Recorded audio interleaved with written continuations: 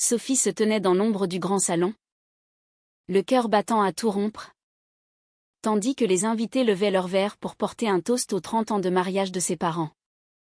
Cachée derrière un rideau épais, elle observait la scène comme une intruse dans sa propre vie. Forcée à se dissimuler parce que son amour pour Émilie était considéré comme une honte. Puis, dans un élan de rage et de désespoir, elle émergea de sa cachette, grimpa sur la petite estrade improvisée, et saisit le micro, déclarant d'une voix tremblante mais ferme, « Mes chers parents, chers amis, je suis lesbienne, et je refuse de me cacher plus longtemps. » Le silence qui suivit fut assourdissant, comme si le temps s'était arrêté dans cette maison bourgeoise de la banlieue parisienne. Les regards se tournèrent vers elle, mélange d'incrédulité et de choc, tandis que sa mère, élégante dans sa robe de soirée, porta une main à sa bouche pour étouffer un cri. Son père, un homme d'affaires respecté, fronça les sourcils, son visage virant au rouge. Sophie sentit une vague de nausée l'envahir, mais elle ne recula pas. C'était le point de non-retour, le moment où tous les secrets accumulés au fil des ans explosaient au grand jour. Émilie, restée en retrait à l'extérieur de la maison, ignorait encore ce qui se passait. Mais Sophie savait que cette révélation allait tout changer. Pour le meilleur ou pour le pire. Tout avait commencé 6 mois plus tôt, lors d'une soirée pluvieuse à Paris. Sophie, avocate de 28 ans dans un cabinet prestigieux du quartier des affaires, avait rencontré Émilie dans un petit café du Marais. Émilie, 26 ans, était une artiste peintre en herbe, avec ses cheveux blonds qui capturaient la lumière et ses yeux bleus qui semblaient voir au-delà des apparences. Leur conversation avait débuté sur l'art contemporain, mais rapidement, une connexion profonde s'était tissée entre elles. Sophie, élevée dans une famille catholique conservatrice, avait toujours réprimé ses sentiments pour les femmes, se convainquant que c'était une phase passagère. Mais avec Émilie, tout était différent, c'était réel, intense, inévitable. Au fil des semaines, leur relation s'était approfondie. Elles passaient des nuits entières à discuter de leurs rêves, de leurs peurs. Sophie confia à Émilie comment elle avait caché son orientation sexuelle depuis l'adolescence, craignant le rejet de ses parents. Ma mère rêve d'un mariage traditionnel, d'enfants, de tout ce que je ne pourrai peut-être jamais lui donner, avait-elle murmuré un soir, blottie dans les bras d'Émilie. Celle-ci, issue d'une famille plus libérale, l'encourageait à être elle-même. L'amour n'est pas une erreur, Sophie. C'est ce qui nous rend vivants. Mais Sophie hésitait, terrifiée par les conséquences. L'anniversaire de mariage de ses parents approchait, et la pression montait. Sa mère, Marie, une femme au foyer dévouée, avait insisté pour que Sophie vienne seule.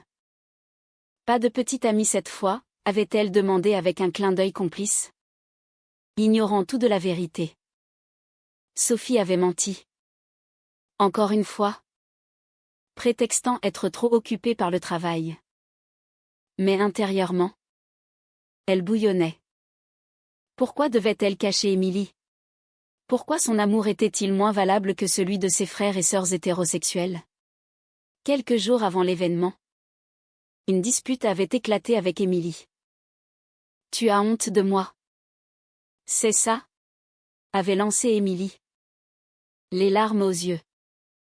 Sophie avait nié. Mais au fond d'elle, elle savait que c'était vrai. Pas de honte pour Émilie, mais pour elle-même. Pour avoir laissé la société dicter sa vie. Cette dispute l'avait poussée à réfléchir. Elle avait passé des nuits blanches, pesant le pour et le contre. Révéler la vérité signifierait risquer l'exclusion familiale. Les regards de travers? Peut-être même des répercussions professionnelles dans un milieu encore conservateur. Mais se taire, c'était trahir son propre cœur. Le jour J, Sophie arriva chez ses parents avec un plan vague en tête. Elle comptait observer, peut-être aborder le sujet en privé. Mais en voyant la joie feinte sur les visages, les toasts hypocrites à l'amour éternel, quelque chose en elle céda. Cachée derrière le rideau, elle entendit son père vanter les valeurs familiales traditionnelles. Et ce fut la goutte d'eau. Elle sortit, le cœur en feu, et prit le micro. Les mots sortirent d'eux-mêmes, libérateurs et terrifiants. Maintenant, face à l'assemblée muette, Sophie regrettait-elle? Non. Pas encore. Mais elle savait que les retombées seraient violentes. Sa mère s'approcha, le visage pâle. Sophie. Qu'est-ce que tu fais? Murmura-t-elle. Son père, quant à lui, ordonna d'une voix basse mais autoritaire, descends-de-là immédiatement. Les invités murmuraient. Certains choqués. D'autres intrigués. Sophie tint bon, expliquant brièvement comment elle avait rencontré Émilie. Comment leur amour l'avait transformée. Mais déjà, elle sentait le poids des jugements. Émilie, alertée par un appel paniqué d'une amie présente, arriva en courant. Elle entra dans la maison, cherchant Sophie du regard. Quand leurs yeux se croisèrent, un mélange de fierté et d'inquiétude traversa le visage d'Émilie. Sophie descendit de l'estrade, et elles s'étreignirent sous les regards stupéfaits. C'était le début d'une tempête, mais aussi, peut-être, d'une libération. Les jours suivants furent un tourbillon de chaos. Sophie et Émilie s'étaient réfugiées dans l'appartement de Sophie. Un petit 2 pièces cosy dans le 11e arrondissement de Paris. Les appels de la famille affluaient, messages vocaux larmoyants de sa mère, textos accusateurs de son père. Comment as-tu pu nous faire ça? À notre anniversaire? En plus, écrivait-il. Sophie lisait ces mots. Le cœur serré. Mais elle ne regrettait pas. Pas encore. Émilie la soutenait, lui rappelant que la vérité valait mieux que le mensonge perpétuel. Pourtant, les fissures commençaient à apparaître. Sophie repensait à son enfance dans cette famille aisée de Versailles. Son père, Jacques, dirigeait une entreprise de construction. Un homme rigide qui croyait fermement aux traditions. Sa mère, Marie, passait ses journées à organiser des dîners parfaits, à entretenir l'image d'une famille idéale. Sophie avait 2 frères aînés, mariés avec enfants, incarnant le modèle parfait. Elle, la cadette, avait toujours été la rebelle discrète, excellant en droit pour plaire à ses parents, mais étouffant ses désirs profonds. Émilie, de son côté, venait d'un milieu différent.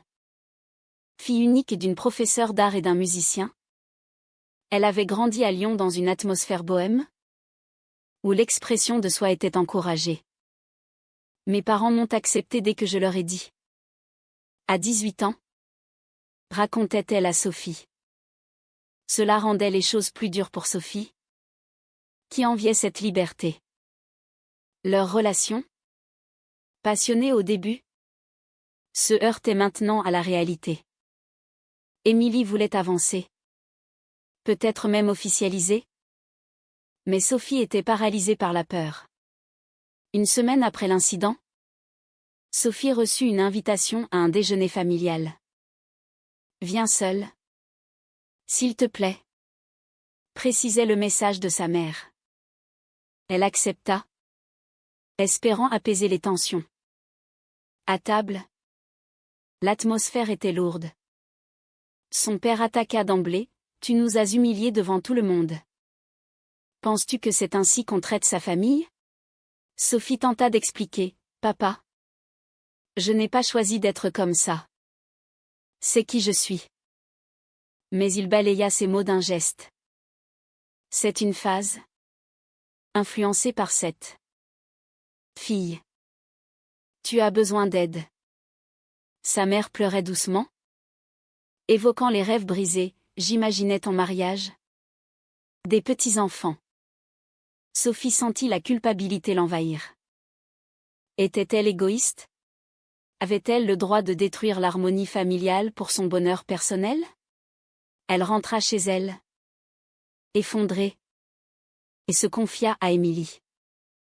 Peut-être qu'ils ont raison. Peut-être que je devrais essayer de changer. Émilie s'emporta. Changer? Pour qui? Pour une société qui nous rejette? Leur première vraie dispute éclata, révélant les failles. Émilie accusait Sophie de faiblesse. Sophie reprochait à Émilie de ne pas comprendre la pression familiale. Au travail, les rumeurs circulaient.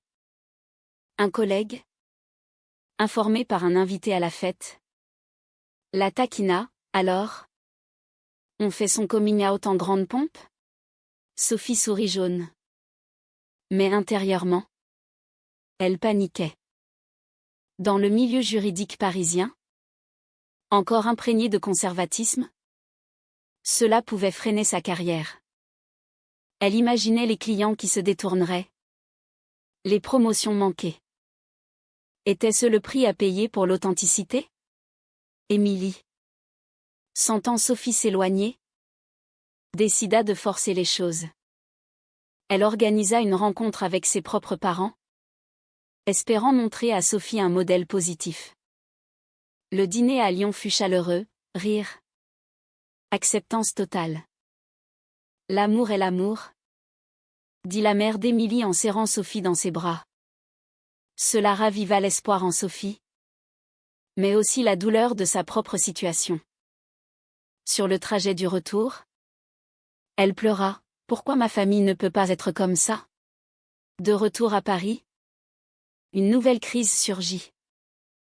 Le frère aîné de Sophie, Pierre, l'appela pour une confrontation. Tu détruis maman et papa. Pense à eux.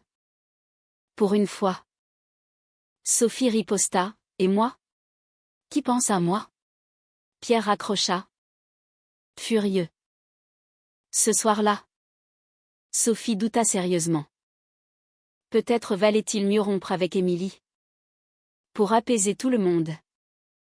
Mais en la voyant dormir paisiblement, elle réalisa que ce serait se trahir elle-même. Les conflits intérieurs s'intensifiaient. Sophie consultait en secret une thérapeute, explorant ses peurs profondes. Vous avez internalisé les préjugés sociétaux? Lui dit la psy. Sophie acquiesça. Mais changer des années de conditionnement n'était pas facile. Émilie, patiente mais frustrée, commençait à s'impatienter. Je t'aime. Mais je ne peux pas attendre éternellement que tu assumes. Un soir, après une journée épuisante, Sophie prit une décision. Elle appela ses parents pour une discussion franche. Je viens avec Émilie. Si vous refusez, tant pis. Le silence au bout du fil fut éloquent. C'était un pari risqué, mais nécessaire. La tension montait. Le point de rupture approchait. La rencontre chez les parents de Sophie fut un désastre annoncé. Assises dans le salon aux meubles anciens, Sophie et Émilie faisaient face à Jacques et Marie. L'air était chargé d'électricité. Jacques commença par une question abrupte. Qu'est-ce que tu attends de nous? Sophie. Une bénédiction? Émilie. Calme. Répondit, juste de l'acceptation. Sophie vous aime. Mais Marie éclata en sanglots. Comment accepter quelque chose qui va contre nos valeurs? L'Église.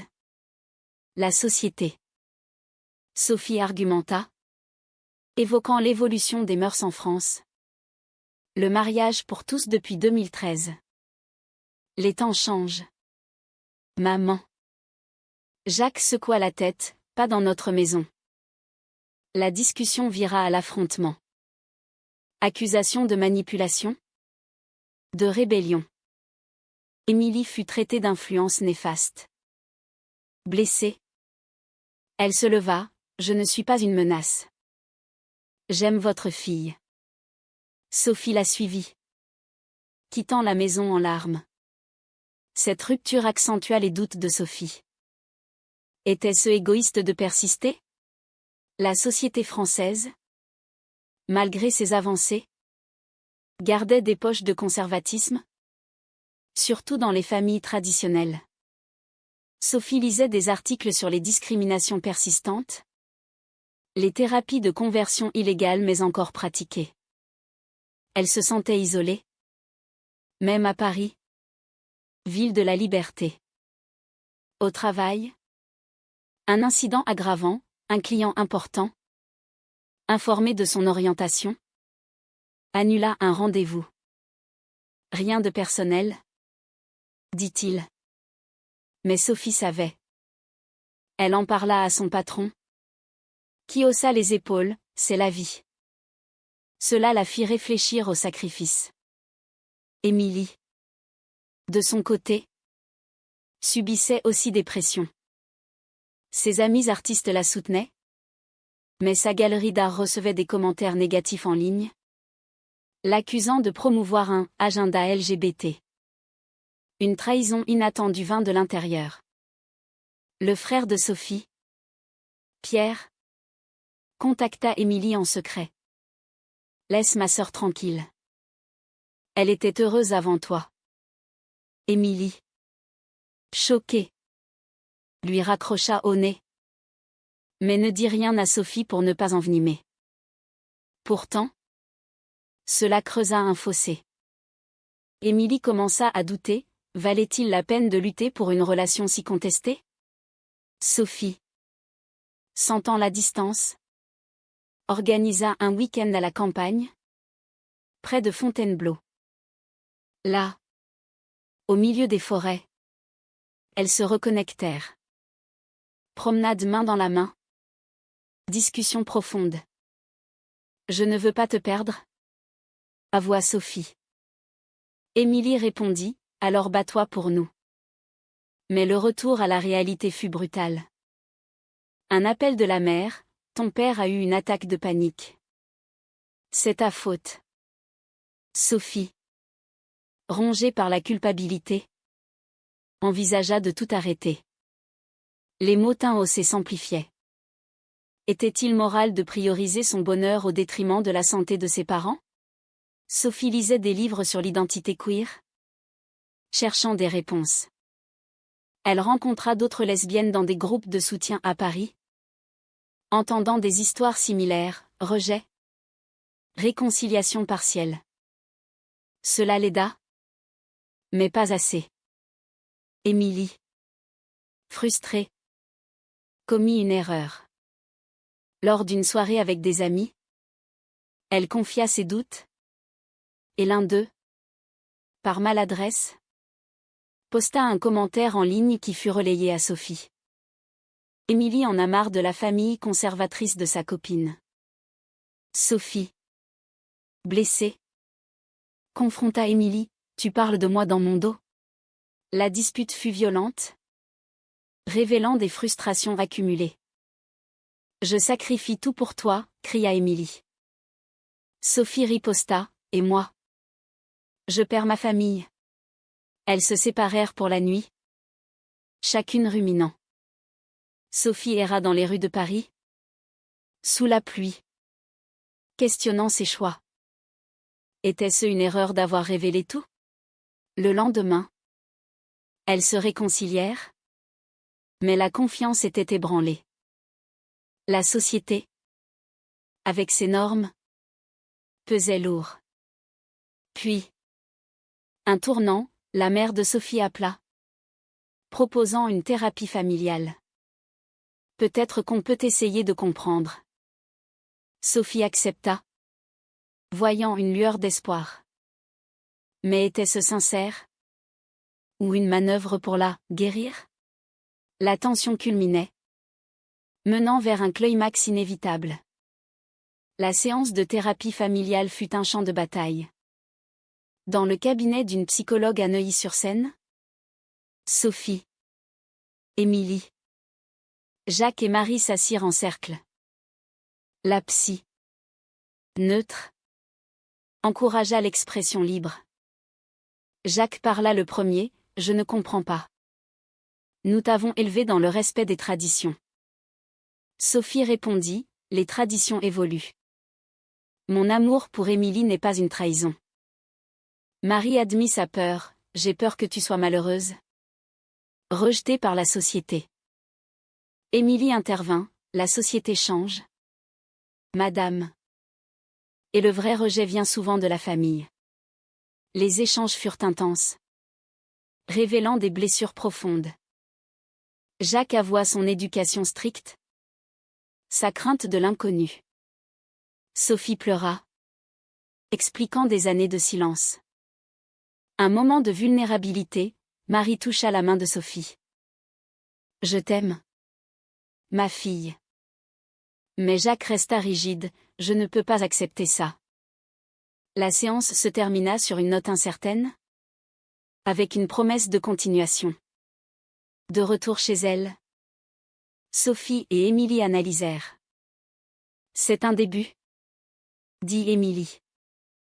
Mais Sophie doutait. Au travail, une promotion lui fut refusée, subtilement liée à son coming out. Elle confronta son patron: « C'est de la discrimination. » Il nia. Mais elle savait. Cela la motiva à se battre, rejoignant une association LGBT pour des conseils légaux.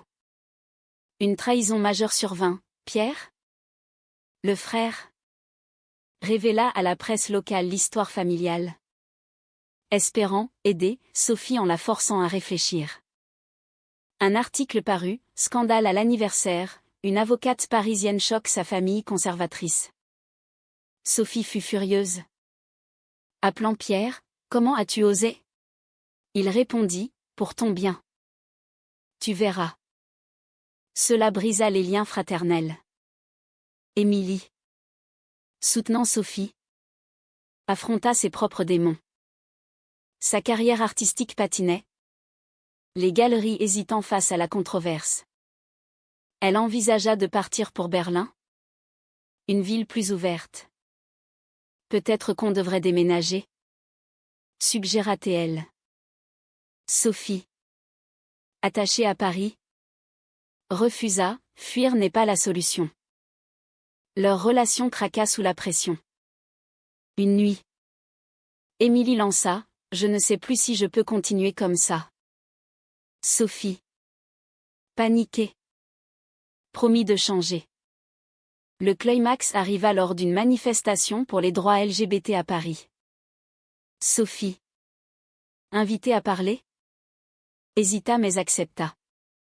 Sur scène, face à la foule, elle raconta son histoire, le coming out forcé, les rejets, les doutes. Émilie, dans le public, la regarda avec fierté. Mais soudain, Jacques apparut, venu en secret. Il monta sur scène, micro en main: « Ma fille, je suis venu pour m'excuser. J'ai eu tort. » Le public applaudit. Mais Sophie, stupéfaite, douta de sa sincérité. Était-ce un vrai changement? Ou une manipulation? Marie suivit, embrassant Sophie. La famille se réunit sur scène. Un moment émouvant. Mais en privé, Jacques admit: « C'est dur. Mais j'essaie. » Émilie, émue, serra la main de Jacques. Pourtant, des tensions persistaient. Pierre s'excusa à contre-cœur, mais le mal était fait. Sophie et Émilie rentrèrent, épuisés mais plus unis. Les sacrifices avaient été énormes, amitiés perdues, carrières impactées, cœurs brisés. Mais la vérité avait libéré quelque chose en elles. La société, avec ses préjugés, n'avait pas gagné. Pas encore.